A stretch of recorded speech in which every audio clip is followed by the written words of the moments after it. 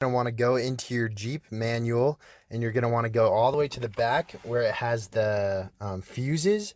So we're going to want to find the one that says radio, which is right here, and then we're going to go see that it's at 20. That's the cavity that it's in. And you're going to want to open your panel that has your fuses in it. Look here to find where 20 is. As you can see, it's right there. Look at the diagram and then choose from the diagram. So this one's at the 20 spot, and just kind of give it a good pull. There you go. Now the fuse is out. All right, so your very first step is going to be to take off this panel. So obviously I've taken out some of the stuff already, just got a little carried away. But first thing you're gonna see is that this panel needs to come off. So luckily it's really easy to do that. You might need something with like a flat head just so you can like kind of get some leverage. But so there's gonna be 6 little clips all around this panel. So just start with maybe the side and just start like prying it off, and just like kind of put your finger in and just really like pull hard. And you don't want to break it, but you need to give it a good amount of force, and then just start like working your way up, prying it off, and it should come off. And then this little guy is going to be plugged into the AC controls. And so you're going to need to push down on this little clip and just kind of wiggle it out, and then you should be able to pull it out, and this panel should completely come off.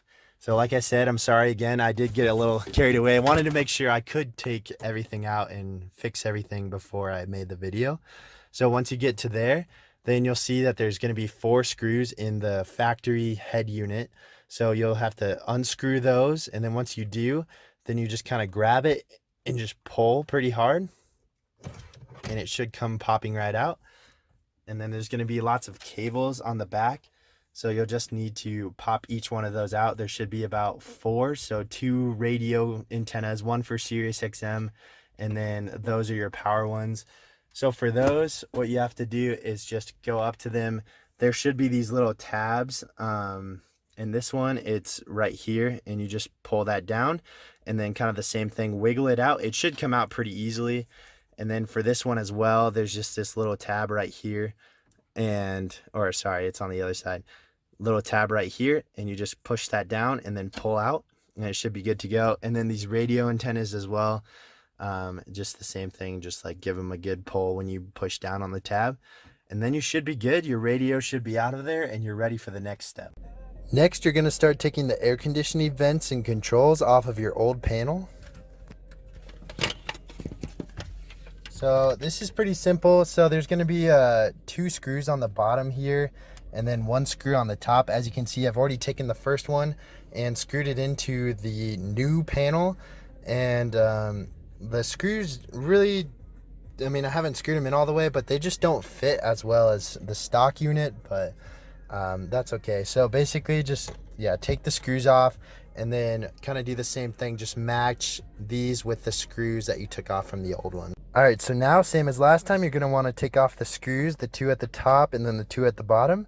Then you're going to pull this air conditioning control out, and you're just going to stick it in the new panel.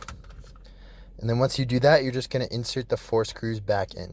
All right, so let's take a look at the back side of your new stereo. So this is the fan cable. So this is how your device is going to stay cool even when it's really hot.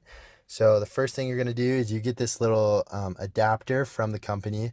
And so you're going to find where this plugs in. And so it's going to be right here. And so you'll plug that in. And then you'll take the other side, this little blue cable, and this is going to be the fan AC unit. And it'll say it on the back of this tag. So fan power supply. So you should be able to take both of these and just plug them in. And then once you plug those in, then this is another one of the adapters they gave you, and this is going to be your power supply. So you'll plug this into this power supply port right here. It's right next to this blue fuse, so that's how you know that that's where it's going to be.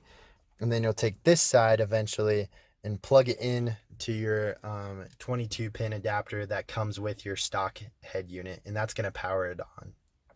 Now put your stereo through your panel and attach these 4 little screws.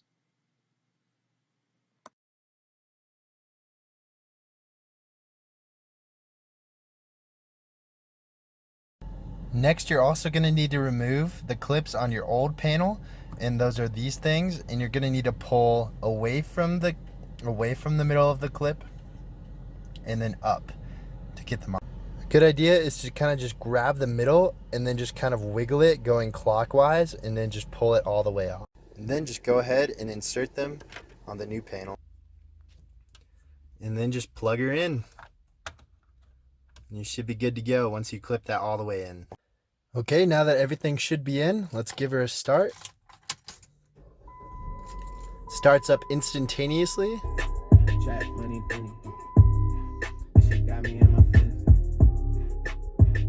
Got all your apps here. You can get Spotify and YouTube. Let's make sure the steering wheel's controls work. Okay. I am controlling the sound, and it's really loud because I'm still working out some kinks with my factory amp. But yeah, I think that's about it. Everything should be working fine. You can set up your Bluetooth in the Bluetooth music app. And yeah, so thanks for watching.